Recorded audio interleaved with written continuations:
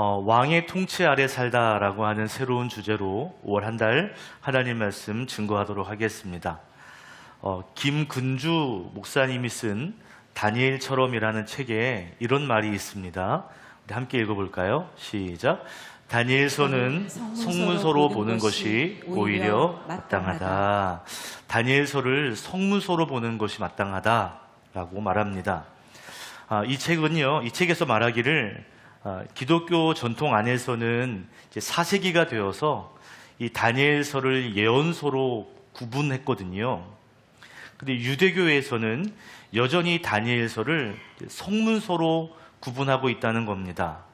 그래서 성문서로 보는 것이 오히려 마땅하다라고 말하고 있어요. 좀 표현이 좀 어렵죠? 제가 설명을 들어볼게요. 유대교에서는요, 구약 성경을 타나크라고 부릅니다. 유대교에서 구약 성경은 세 부분으로 이렇게 나누게 되는데요. 그 앞에 있는 첫 글자 토라, 느바임, 그리고 케투빔이라고 하는 이 첫 자를 따서 타나크라고 부르거든요.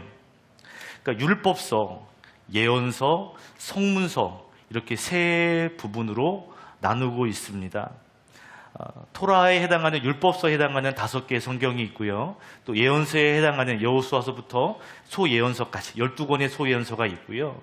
성문서가 또 이렇게 있습니다. 중요한 건 다니엘서가 이 성문서에 구분되어 있다는 거예요. 여러분, 유대교에서 사용하는 이 구약의 배열과 기독교, 우리가 사용하는 구약의 배열은 좀 다릅니다. 우리 기독교는요, 역사와 문학을 고려해서 3가지가 아니라 4가지로 구분해요. 율법서, 예언서, 역사서, 시가서 등으로 구분합니다. 중요한 것은 이 히브리 성경은요, 아직도 이 다니엘서를 성문서로 분류하고 있다는 점이에요. 그럼 성문서가 뭐냐? 좀 궁금하시죠? 성문서는 이런 겁니다. 성자가 거룩할 성자거든요. 그러니까 거룩한 문서 또는 거룩한 기록들이란 뜻입니다. 하나님의 백성들이 역사와 그들의 삶 가운데에서 어떻게 살아가는가, 이것을 보여주는 걸 성문서라고 해요. 쉽게 말하면 하나님과 더불어 일상을 어떻게 살아갈 것인가를 보여주는 책, 이게 성문서입니다. 여러분 보세요. 유대인들에게 이 다니엘서가 성문서로 분류되어 있다면 그들은 다니엘과 함께하는 친구들을 통해서 단순히 하나님의 말씀을 예언하는, 심판을 예언하는 그런 책 정도로 보는 것이 아니라 다니엘과 믿음의 친구들이 그 이방 땅에서, 특별히 낯선 그 땅 한복판에서 하나님과 함께 걸어가는 그러한 이야기를 담고 있다, 그렇게 바라보고 있다라는 것입니다. 여러분, 다니엘서는요, 바벨로니아라고 하는 옛날 바벨론 제국의 한 복판에서 하나님의 백성들이 어떻게 믿음으로 살아냈는가, 이것을 보여주는 책이라고 할 수가 있습니다. 다니엘과 믿음의 사람들은 바벨로니아의 포로로 끌려가게 되었어요. 이들은 신앙과 상관없는 이방 땅에서 살아야 했습니다. 그곳은 하나님을 왕으로 인정하지 않는 너무나 낯선 땅이었죠. 오히려 다른 신들을, 그리고 세상의 왕을 높이는 그런 장소였습니다. 다니엘과 믿음의 친구들은 이름도 바꿔야 됐고요. 다른 언어, 다른 문화 안에서 살아야 했습니다. 또 바벨로니아의 느부갓네살 왕, 그 왕의 통치 아래에서 살아야 했습니다. 그런데 성경은 말하기를 다니엘과 이 세 친구들, 믿음의 사람들은 오히려 하나님을 왕으로 섬기며 살았다라고 말하고 있는 거죠. 겉으로는 느부갓네살 왕의 통치 아래에 있는 것 같지만 실제로는 하나님의 통치와 하나님의 다스림 아래에 이들이 살고 있다라는 걸 말하고 있는 거예요. 저는 한 달 동안 우리 다니엘서를 묵상하면서 우리 교회 모든 성도들이 거친 세상의 한복판 가운데에서 왕이신 하나님의 통치와 다스리심을 따라 살아가는 그런 성도가 되었으면 좋겠습니다. 그래서 옆에 계신 분과 우리 이렇게 인사하시죠. 한 번 더 인사합시다. 하나님이 우리의 왕이십니다. 시작. 하나님이 우리의 왕이십니다. 그래요. 왕이신 하나님, 그분의 통치 아래 저와 여러분이 살 수 있기를 주님의 이름으로 축원합니다. 다니엘서 1장을 보면 바빌로니아에 의해 무너진 유다 이야기로 시작이 됩니다. 유다는 전쟁에 패했고요.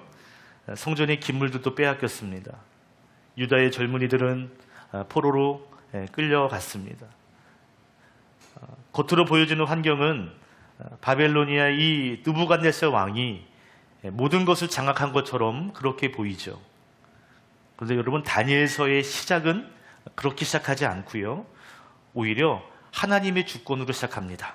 우리 다니엘서 1장 2절의 말씀 함께 읽겠습니다. 시작. 주님께서 유다의 여호야김 왕과 하나님의 성전 기물 가운데서 일부를 느부갓네살의 손에 넘겨주셨다. 그는 그것들을 바빌로니아 땅 자기가 섬기는 신의 신전으로 가지고 가서 그 신의 보물 창고에 넣어두었다. 아멘. 여러분, 성경은요, 느부갓네살 왕이 이것들을 빼앗아갔다라고 말하지 않아요. 오히려 주님께서 그들의 손에 넘겨주셨다라고 말하고 있습니다. 주체가 하나님에게 있다는 거죠. 이 말을 다시 생각해 보면 패배처럼 보이는 역사 속에서도 하나님은 여전히 왕이시고 여전히 그 삶의 주인 되신다. 주권이 하나님에게 있다라는 것을 말해주고 있습니다. 여러분, 성경은 지금 보이는 상황, 그러니까 지금 보이는 상황과 달리 성경은 말하고 있어요. 하나님의 통치가 끝나지 않았다. 하나님은 여전히 왕이시다라고 말하고 있습니다. 당시 바빌로니아는 세계 최대의 제국이었습니다. 그 전에 있던 아시리아, 이집트까지 다 정복함으로써 고대 근동 지역 전체를 장악했어요. 여러분, 이 바벨로니아의 느부갓네살 왕은요, 이 정령만 여러 나라들을 어떻게 하면 효율적으로 다스릴 수 있을까? 어떻게 하면 효율적으로 통치할 수 있을까 고민했어요.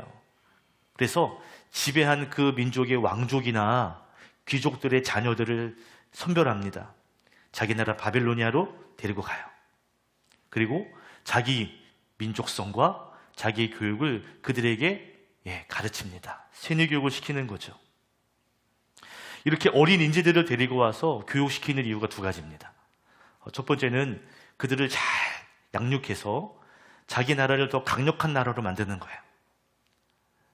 그러니까 여러 지역에 있는 인재들을 선별해서 자기 나라를 더 부강하게 만들려고 하는 그런 의도가 있었고요. 더 나아가서 훗날 이들을 다시 자기 그 각자의 나라로 돌려보내는 거예요. 그래서 각 점령지마다 친바벨론 정치 세력을 구축해 놓으려는 그런 계획이 있었습니다. 이처럼 정치적인 이유로 유다의 다니엘과 세 친구들을 비롯한 여러 나라에서 선출되어진 그 사람들, 그 아이들이 왕이 주는 음식과 교육을 받으며 살아가고 있는 거죠. 얼핏 생각해 보면 나라가 망했지만 최고의 나라에서 최고의 음식을 먹고 그 나라의 최고의 교육을 받는 것은 특권이 아닐까, 이런 생각이 들 수 있잖아요. 그런데 여러분,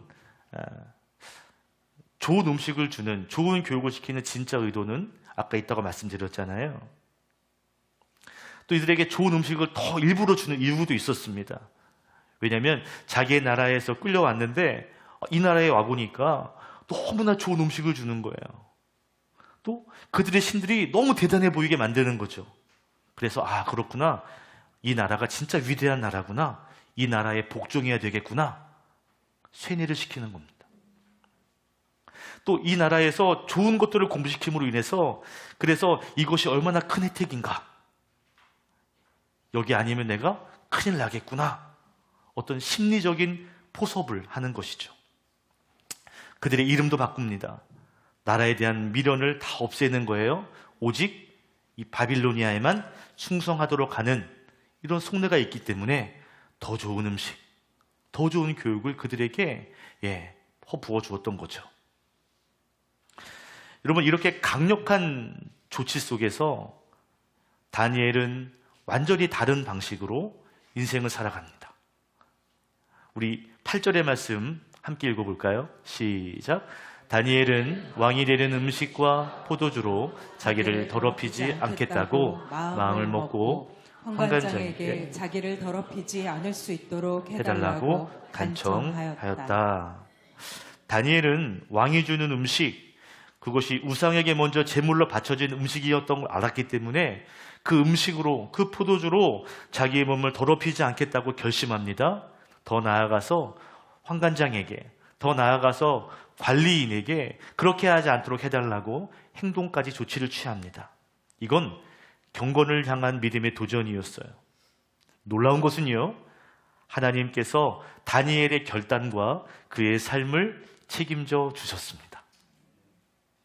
여러분, 다니엘이 저 안 먹을 거예요, 싫어요 라고 해서 되는 문제가 아니에요.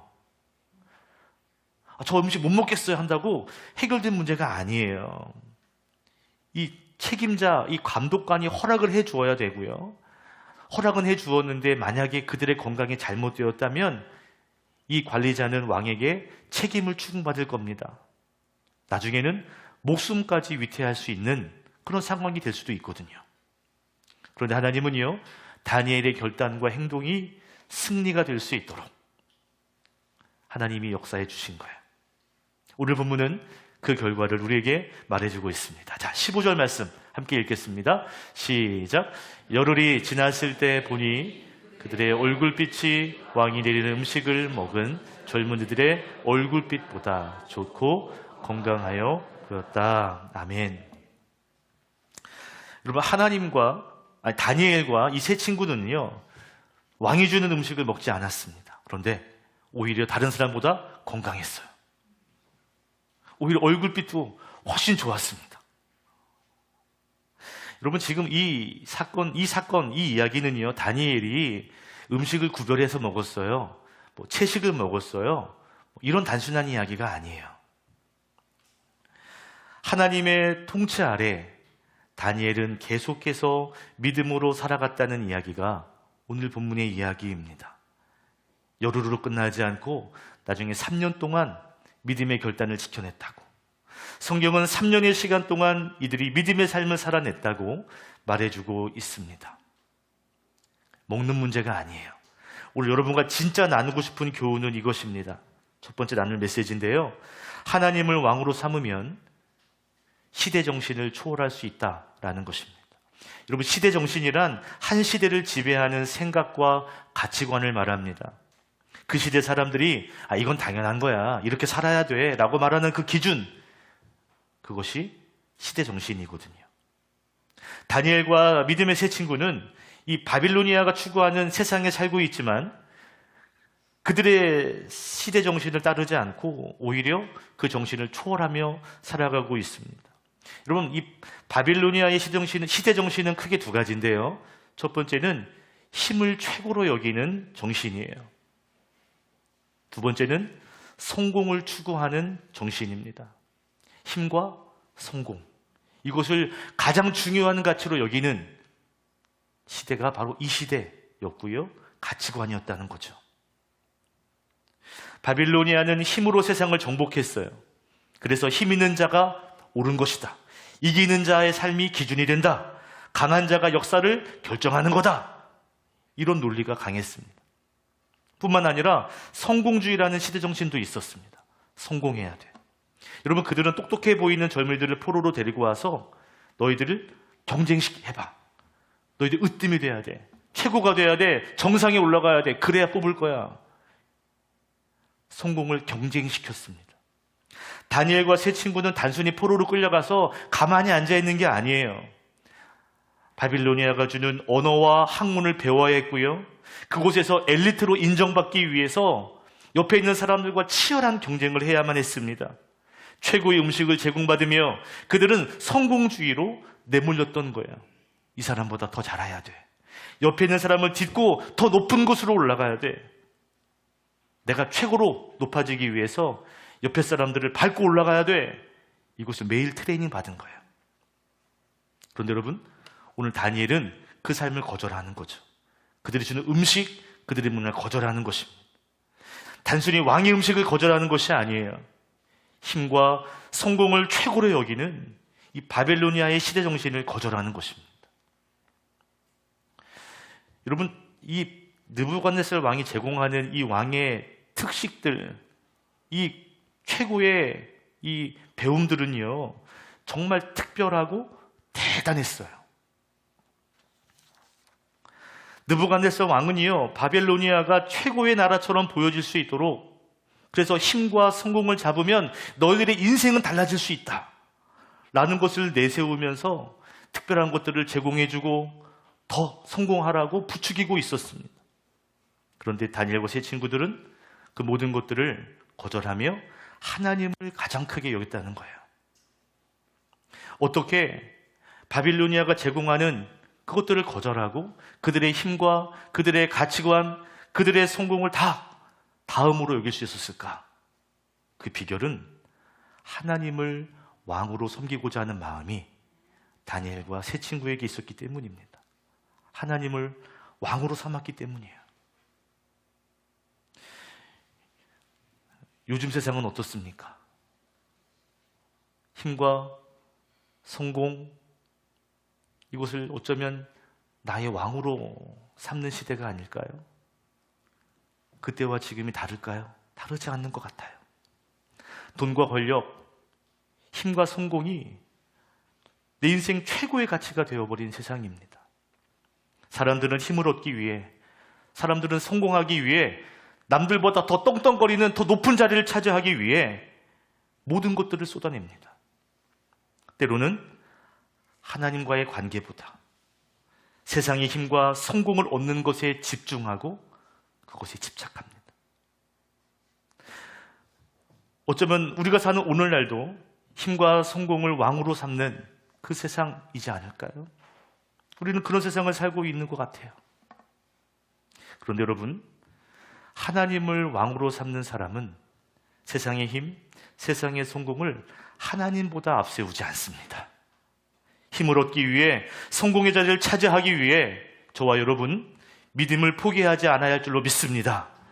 믿음의 사람은 시대의 대세를 따르는 것이 아니라 믿음의 사람은 하나님 나라의 대의를 쫓는 사람인 줄로 믿습니다. 다시 한번, 믿음의 사람은 시대의 대세를 따르지 않고 하나님 나라의 대의를 쫓아가는 사람인 줄로 믿습니다. 아멘. 오늘날은요, 정말 정상을 목표로 하는 가치관이 팽배한 그런 시대가 되었습니다. 어떤 방법을 사용해서라도 내가 성공만 하면 된다. 내가 성공하기만 하면 모든 것은 정당화된다. 이렇게 말하는 시대인 것 같아요. 그런데 여러분, 이 시대 정신은 다니엘이 살던 시대와 조금도 다르지 않습니다. 그런데 다니엘은 그러한 시대 정신에 삼켜지지 않았어요. 다니엘은 바벨로니아의 이 성공 가치에 믿음을 포기하지, 믿음을 팔아넘기지 않았습니다. 왜냐하면 하나님이 그들의 왕이시기 때문이에요. 하나님이 왕이시기 때문에 그들은 그 시대 정신에 함몰되지 않았습니다. 우리들도 하나님을 왕으로 섬기는 사람인 줄로 믿습니다. 이러한 시대 정신을 우리가 분별할 줄 알아야 되는 것이죠. 세상 모두가 당연하다, 그래도 된다라고 말할지라도 우리는 그것이 하나님의 뜻에 어긋난다면 따라가지 말아야 합니다. 여러분, 시대 정신을 다 거부하라는 거 아니에요. 하나님을 왕으로 삼고 하나님의 말씀으로 분별하여서 하나님 뜻에 합당한 삶을 우리가 살아야 한다는 것입니다. 우리가 비록 이 세상에서 두 발을 딛고 살아가고 있지만 저와 여러분은 하나님을 왕으로 삼고 세상의 지에 끌려가지 않는 삶을 살아야 합니다. 아멘. 중요한 건요, 오늘 말씀은 하나님을 왕으로 삼고 사는 사람의 삶이 결코 초라하지 않다고 말하고 있습니다. 다니엘과 세 친구는 바벨로니아가 주는 시대 정신에 휩쓸리지 않았을 뿐만 아니라 뒤처지지도 않았고요, 오히려 그것을 초월했습니다. 하나님은 그들을 붙들어 주셨고 하나님은 그 시대 속에서 이 믿음의 사람들을 더 탁월하게 만들어 주셨어요. 여러분 기억하십시오. 하나님을 왕으로 삼고 살 때 시대에 뒤처지는 것처럼 보일 수 있지만 그런데 절대 그렇지 않다는 거예요. 하나님을 왕으로 삼는 우리들은 시대를 초월하는 사람이 될 줄로 믿습니다. 아멘. 하나님을 왕으로 삼으면 우리는 이 시대 정신을 초월할 수 있어요. 거뜬히 초월할 수 있습니다. 세상 속에서 살지만 세상의 가치관에 휘둘리지 않는 사람으로 우리는 살아갈 수 있습니다. 비록 지금 오늘날도 이 바빌로니아의 시대 정신이 가득한 이 세상 한복판 우리가 살아가고 있지만 하나님을 왕으로 삼고 믿음으로 살아낸다면 저와 여러분은 그것들을 초월하는 삶으로 살아가게 될 줄로 믿습니다. 오늘 말씀이 여러분의 말씀이 되기를 주의 이름으로 축복합니다. 아멘. 오늘 말씀을 다시 한번 생각해 보면 이방 땅, 낯선 땅으로 끌려갔지만 그럼에도 하나님을 왕으로 삼았던 다니엘과 세 친구들의 삶, 오늘 성경은 우리에게 말해주고 있어요. 또한 반대로 생각해 보면 하나님을 왕으로 삼고 살아갔을 때 하나님이 그들을 어떻게 책임져 주시는가 하는 것도 오늘 성경은 우리에게 보여주고 있습니다. 우리 17절의 말씀을 우리 함께 읽어볼까요? 시작. 하나님은 이 네 젊은이들이 지식을 얻게 하시고 문학과 학문에 능통하게 하셨다. 그 밖에도 다니엘에게는 환상과 온갖 능력까지 주셨다. 아멘. 하나님께서 지혜와 능력을 주셨다고 분명히 말하고 있습니다. 19절에 보면 이 다니엘과 세 친구들이 거기에 있는 모든 사람들 가운데 가장 뛰어났다라고 말합니다. 20절에는 전국에 있는 어떤 마술사나 주술가보다 10배나 뛰어났다라고 말합니다. 몇 배요? 몇 배? 10배, 10배. 여러분 2배 뛰어나도 대단하거든요. 2배도.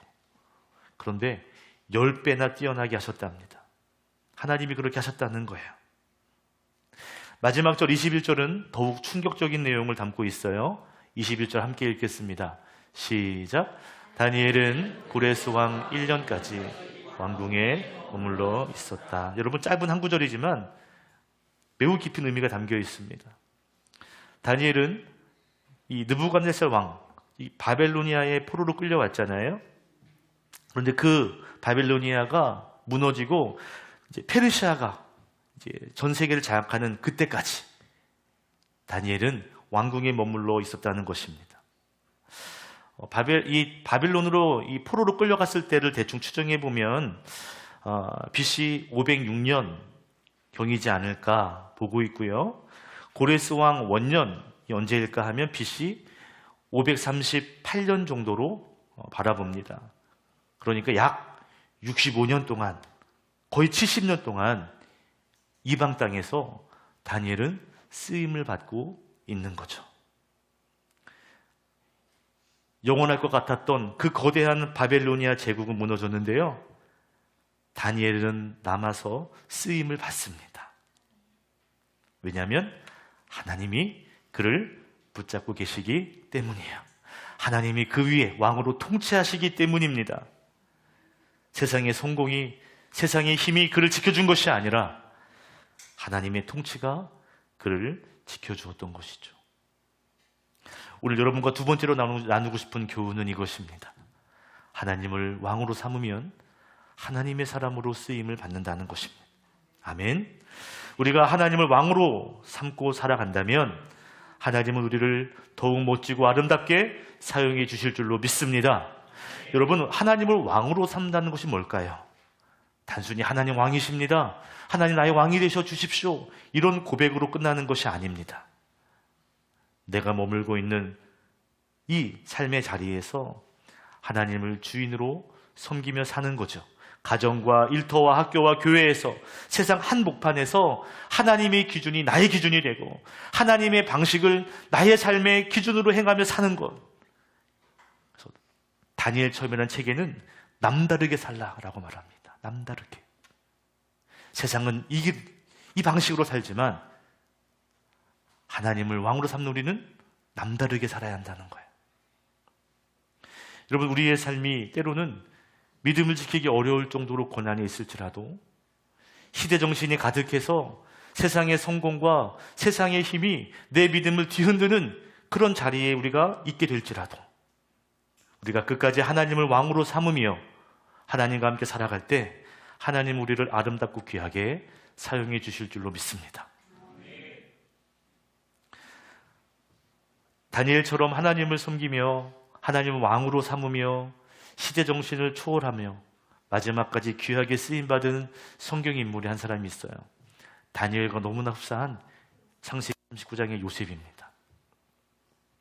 요셉도 다니엘처럼 형들에게 팔려서 낯선 땅 이집트로 끌려가게 되죠. 낯선 문화, 낯선 언어, 낯선 권력, 그런 세상 속에 살아가야만 했습니다. 요셉에게 닥친 환경도 하나님을 잘 섬길 수 있는 그런 땅이 아니었어요. 여전히 그곳에도 권력이 존재하고 욕망이 사람들을 움직이는 그런 곳이었습니다. 힘과 성공의 이 시대 정신이 가득한 곳이 이집트였거든요.